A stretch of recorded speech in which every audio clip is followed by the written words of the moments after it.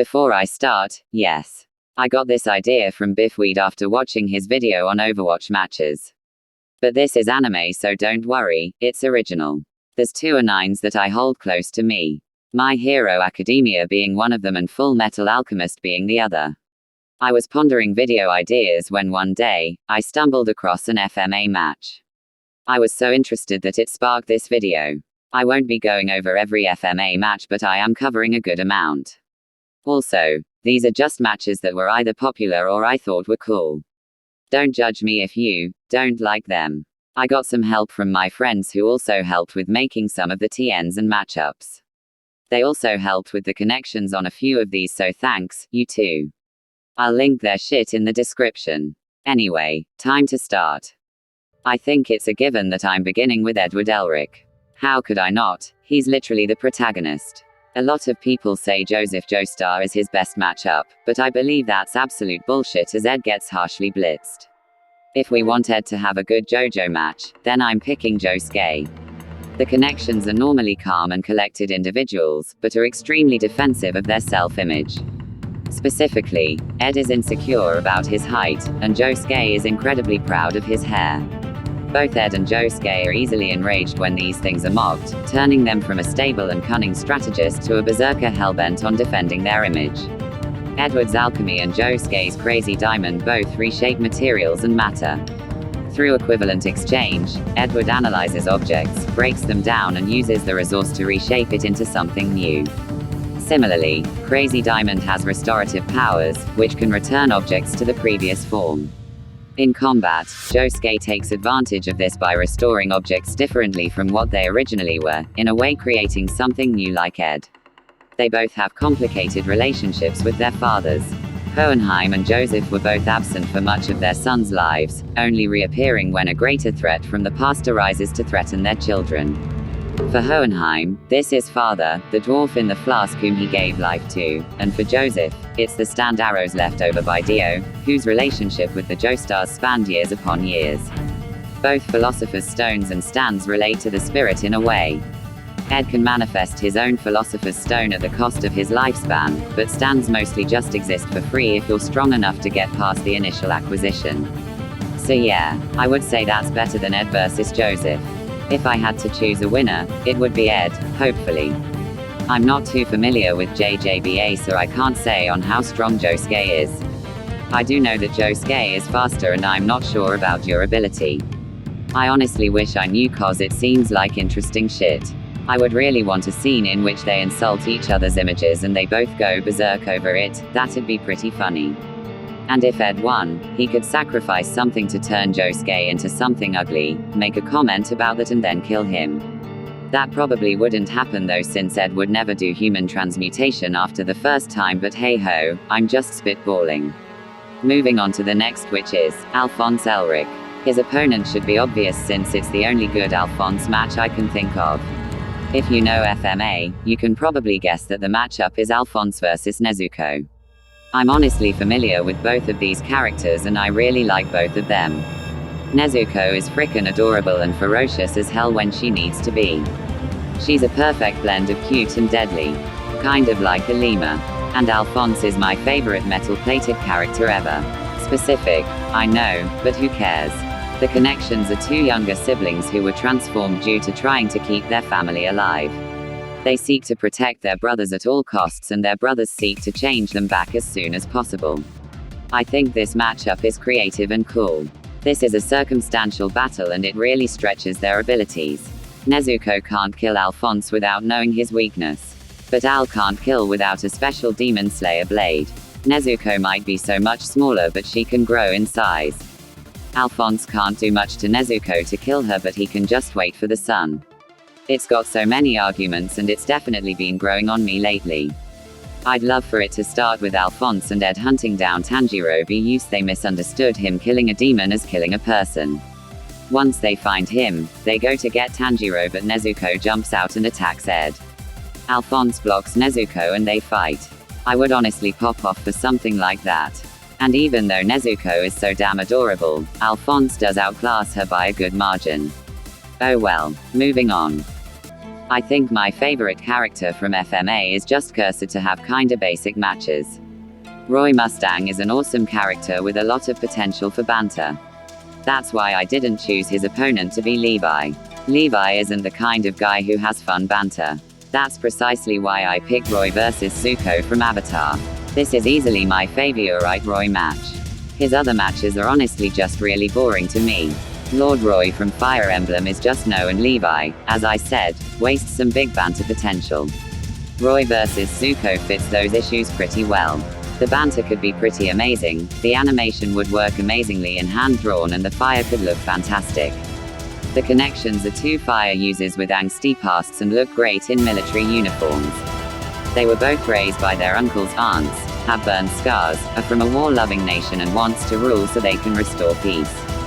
They also need to be kept in check by certain someones. I feel like Roy just needs to be in Death Battle next for FMA. He's one of the most entertaining characters in the whole show and I want him in. Zuko has been in Death Battle, but his episode was disappointment incarnate, so I would love to see him return. So I would pop off for this episode madly. Although, sadly, Roy wins pretty easily. Yeah, this is what I was on about. All of his matches have a similar theme. They're all stomps. It's really unfortunate, but that's how it is and I'm okay with it. After talking about Roy Mustang, I feel like if I don't talk about his subordinate and non-canon girlfriend Reza Hawkeye next, it'll make no sense. Seriously, they aren't dating, guys. They had a date at the end of FMA 2003, but they didn't canonically date. Just had to clear that up for the Duffballs who think that's canon. Anyway, I struggled to find a good match for Reza until my pal recommended a matchup that is actually solid. So I settled on Reza versus Cassie Cage from Mortal Kombat. The connections are two blonde firearm experts with scars from a long-lasting war. They have a serious personality and will always trust their instincts, no matter how thorough their plan is. They also have been mortally stabbed, which led to harm for others. I do really like this matchup a lot. Even though I don't have a big connection to Mortal Kombat, this match still has sparks of interest. And I do believe Reza ekes out a win here, unless Cassie has something to bypass building level durability. There's not any physical way for her to kill Reza. But that's a similar situation for Reza. She doesn't have enough physical strength to do any lasting damage to Cassie. This is more about the marksmanship skills on them both. While Reza has better aim, Cassie has deadlier weapons. And it seems like they both are around bullet timing. This is mostly about who can land a shot first. And in that, I have to unfortunately say that Cassie has a better way of taking Reza out. I hate seeing the FMA best girl lose, but that's how debates be these days. Moving on. Now we reach the match that interests me the most and inspired this video. Scar is my third favorite character in the show. His antagonistic behavior in the first 2 seasons made him epic, and his arc made him so much better. I'm glad he got a very interesting match, cause his match is Scar versus Kurapika from Hunter x Hunter. The connections are 2 Scarlet agents of vengeance from popular anime that dives into the concept of war and genocide. Even when considered to be the best of their people, they could do nothing but watch as everyone they knew was slaughtered in front of their eyes in cold blood by the orders of the leader of another faction. This results then to swear revenge against them for their people, coming across abilities to complement the way to how their enemies should be punished. The oppositions between them are that while Kurapika was originally an ally to the main HXH cast but left to complete his revenge, SCSR was originally an enemy of the main FMA cast but joined him to complete his revenge. And unlike Kurapika, Scar completed his revenge. Let it be known that my fingers feel like they're stuck in fire after typing that. They're probably gonna have a scar. What the f was that? Anyway, time to do the funny thing and rant about feats. This is gonna be painful, I mean fun. They're both around large town to town and they can tank building level attacks. But the iffy thing is that they have MHS plus feats that they scale to. But Scar's feat is a bit of a yikes. He scales to Hohenheim reacting to lightning, but the Fest is hard to quantify. He more reacts to the alchemy rather than the lightning, and if we do take that as the context, he's knocked down to bullet timing. This gives Kurapika a massive fucking speed gap, a better intelligence, and equal in everything except skill. Scar has good fucking hacks though. He has Dura negation, which basically means he can kill in one hit. He also has alkahestry, which he can use to heal himself. So if Scar is fast enough, he wins. But that's the thing. Kurapika has way better Nen, his experience trumps over Scar, and he's strong enough to land a fatal blow. Unfortunately, Scar likely loses this match, and it's unfortunate as hell. I highly recommend debating this cause it's interesting as hell and probably a 48-52 split. Too bad Scar loses cause I hate Hunter x Hunter. Next. So now the last character that isn't a homunculus, Major Armstrong. I don't actually think this is good via being a massive fucking stomp, but I find it too funny not to include. I went with Major Armstrong versus All Might from My Hero Academia. I'm not kidding, this has connections. Two big, strong and heroic men with extremely caring and kind-hearted personalities who are mentors and supporters of a young hero who's just starting out in an organization of trained fighters. Also, they're voiced by Chris Sabat. I'm just gonna move on already cause let's be honest. All Might stomps Armstrong so hard that he's already won after breathing too hard. Starting off with the homunculus that was really the main antagonist for a good while. Envy. Not many opponents can match Envy with her constant regeneration and shape-shifting abilities.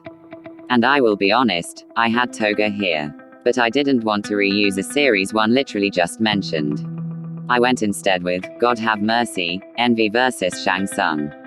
The connections are two smug shape-shifting Soulfweld subordinates with massive egos.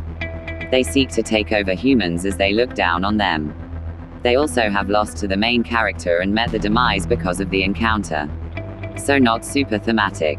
It's also a little bit of a stompers, well, it's Shang Tsung. I have nothing I really want from this at all except for Shang Tsung stealing every soul inside of Envy as a kill move and them both turning into each other. That's it, moving on. Now for my favorite homunculus of all. Greed is frickin' awesome. He's the best homunculus by far and easily the most entertaining. But who did I choose? Well, let's just say I kinda done him fucking dirty cause I chose Greed versus Ban from 7 Deadly Sins.